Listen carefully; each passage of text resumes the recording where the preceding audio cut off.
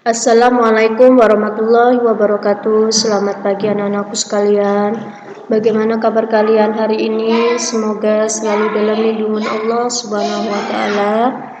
Anak-anakku sekalian, sebelum belajar, marilah kita berdoa bersama-sama.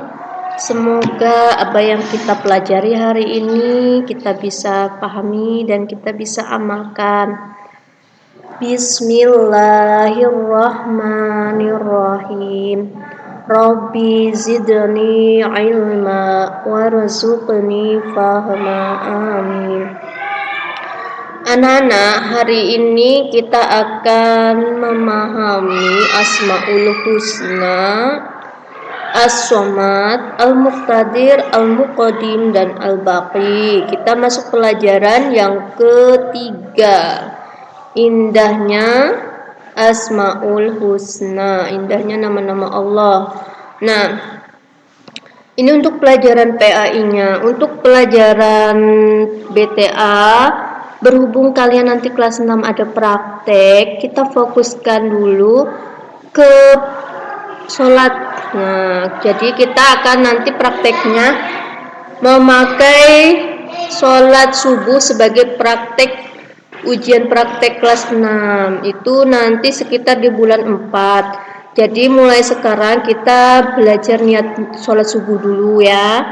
Jadi nanti tugas kalian adalah menghafalkan niat sholat subuh.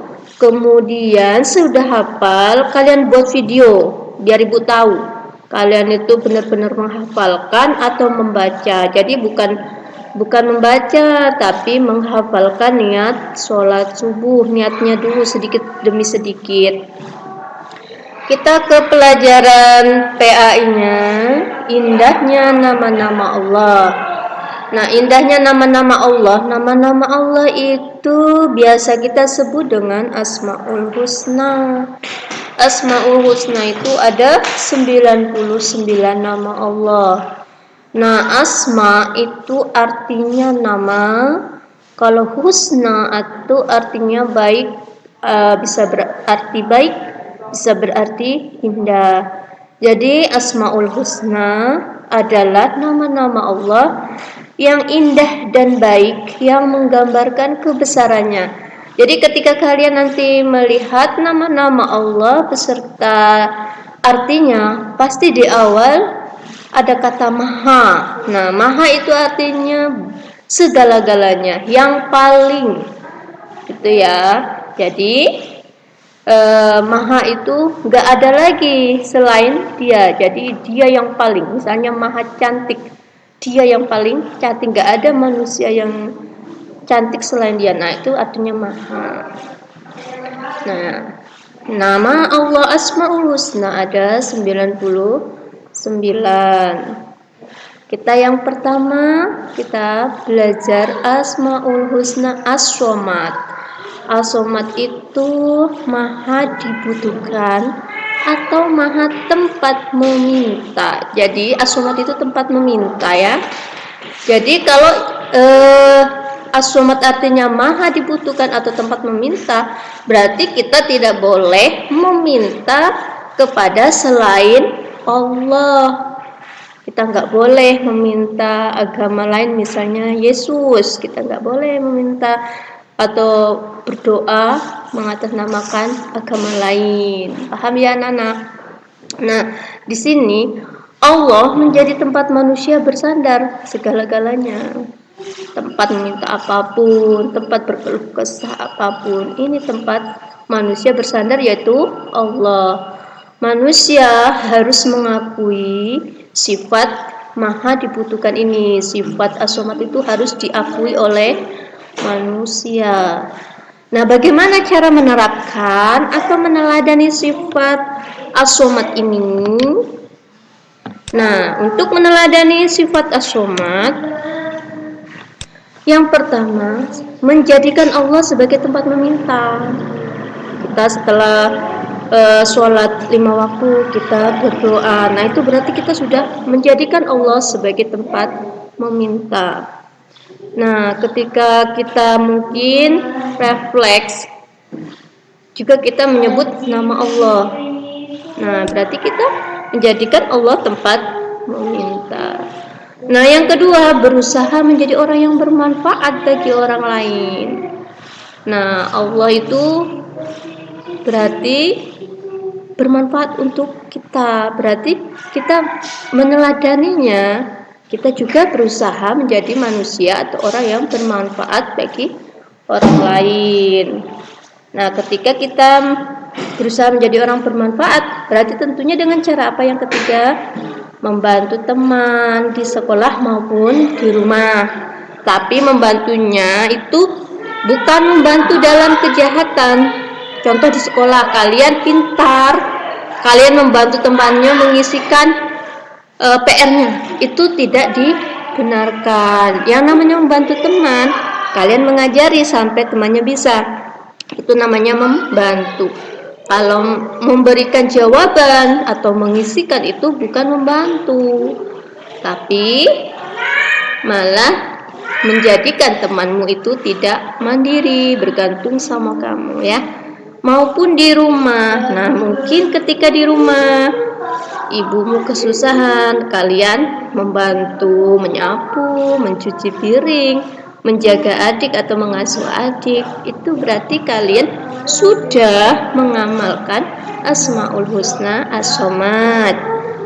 Yang kedua, Al-Muqtadir, Maha Kuasa atau menentukan. Nah, alam semesta beserta isinya di bawah kekuasaan Allah. Oleh sebab itu, kita mensyukuri segala kekuasaan Allah. Apa sih yang ada di bumi ini tanpa kekuasaan Allah? Tidak ada. Karena bumi beserta isinya yang menciptakan Allah, otomatis Allah dapat melakukan apapun terhadap apa yang diciptakan. Contohnya, di bumi ada gunung. Allah dengan kekuasaannya menjadikan gunung itu meletus. Atau Allah menciptakan lautan dengan kekuasaan pula menjadikan lautan itu tsunami. Nah, itu kekuasaan Allah Subhanahu wa ta'ala ya. Nah, bagaimana menerapkan nama Allah Al-Muqtadir ini? Meneladani nama Allah Al-Muqtadir yang pertama, nah, menjadikan Allah tempat berlindung ketika Allah itu maha kuasa, maha segala-galanya. Ya, kita berlindung kepada Allah. Nah, yang kedua, berlomba-lomba mencari amal kebaikan. Karena kita tidak tahu bencana yang akan datang. Misalnya kayak sekarang, siapa sih yang tahu akan adanya virus corona? Tidak ada yang tahu. Kita tidak tahu umur kita sampai kapan, sampai hari apa. Tidak ada manusia yang tahu. Maka kita siap-siap dengan apa? Dengan cara beribadah, beramal soleh, dan lain-lain sebagainya. Nah, yang ketiga, Al-Muqtadim, maha mendahulukan. Nah, Allah itu maha mendahulukan atas apa yang diciptakan. Maksudnya, ketika Allah menciptakan bumi beserta isinya, tentu Allah sudah ada terlebih dahulu. Contoh, ketika ada meja dan kursi, pasti ada tukang kayu. Gak mungkin meja dan kursi itu terbuat sendiri baru ada tukang kayu. Pasti ada tukang kayu dulu yang membuat meja dan kursi. Nah, tidak mungkin bumi beserta isinya itu secara otomatis terbentuk sendiri. Ada yang membuat, yaitu Allah. Nah, menerapkan nama Allah Al-Muqaddim yang pertama, ketika kita menyuruh orang berbuat kebaikan, maka kita harus lebih dulu melakukan kebaikan. Jangan kita belum melakukan kebaikan, kita sudah memaksa orang lain untuk berbuat baik. Tapi kita dulu yang berbuat baik, baru memberi contoh kepada yang lain untuk berbuat baik. Nah, yang kedua, mengerjakan sesuatu yang bermanfaat. Contohnya apa yang bermanfaat? Belajar, menolong teman, kemudian menolong orang tua, itu sudah bermanfaat. Nah, yang ketiga, jangan menunda-nunda pekerjaan. Contoh, jangan menunda PR. Nah, pekerjaan rumah ketika kalian sebagai siswa jangan menunda-nunda. Akhirnya apa ketika menunda-nunda? Pekerjaan atau tugas kita menumpuk. Nah, yang keempat, mendahulukan kepentingan umum di atas kepentingan pribadi. Jadi, kayak di sekolah, kalian harus mendahulukan kepentingan sekolah daripada kepentingan kalian sendiri. Paham ya, anak-anak? Nah, untuk yang keempat, al-baqi, itu maha kekal. Nah, segala sesuatu yang ada di bumi tidak ada yang kekal. Tidak ada yang kekal di bumi beserta isinya. Manusia dari lahir, kemudian menjadi balita, menjadi anak-anak, menjadi remaja, menjadi dewasa, menjadi orang tua, kemudian menjadi manula, kemudian meninggal. Itu menunjukkan bahwasanya tidak ada sesuatu yang kekal. Contoh, bumi beserta isinya besok akan hancur, itu berarti tidak kekal. Kalian membeli barang yang baru pertama baru, tapi apakah ketika kalian gunakan terus akan selalu baru? Pasti lambat laun akan pudar.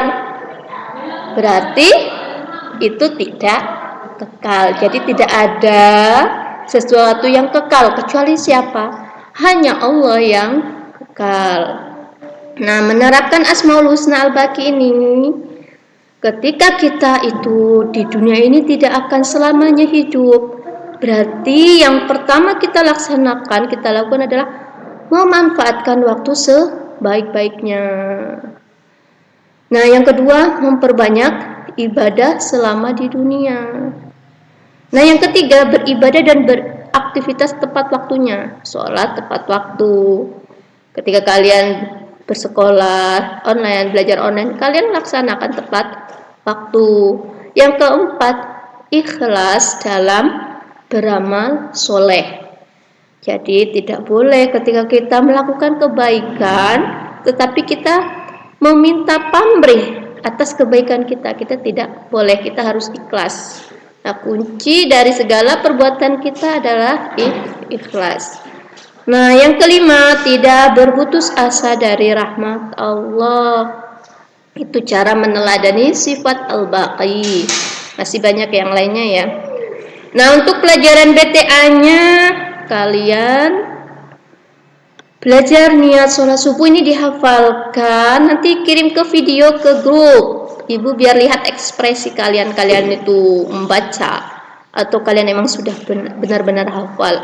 Karena kita prakteknya nanti ada sholat, ada azan, ada iqomah, ada membaca Al-Quran. Jadi ibu harapkan kita ngambil sholat subuh, kita belajar bareng-bareng. Nah, untuk hari ini kita belajar niatnya ya. Bismillahirrahmanirrahim. Usolli fardhu subhi ra'ataini mustaqbilal qiblati ada'an lillahi ta'ala. Nah, usolli fardhu subhi ra'ataini mustaqbilal qiblati ada'an lillahi ta'ala. Jadi mudah ya. Ini kita ambil yang singkat saja. Ada yang panjang, ada yang kita yang singkat saja, tidak apa-apa. Akhirul kalam. Wabillahi taufiq wal hidayah. Wassalamualaikum warahmatullahi wabarakatuh.